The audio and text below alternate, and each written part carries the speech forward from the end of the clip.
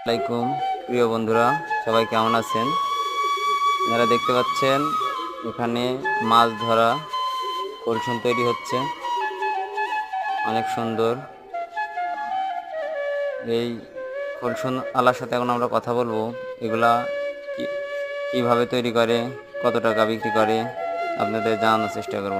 আসসালামু আলাইকুম ভাই, কেমন আছেন? ওয়ালাইকুম সালাম রাহমাতুল্লাহি ওয়া বারাকাতুহু। ভাই এগুলা আলহামদুলিল্লাহ।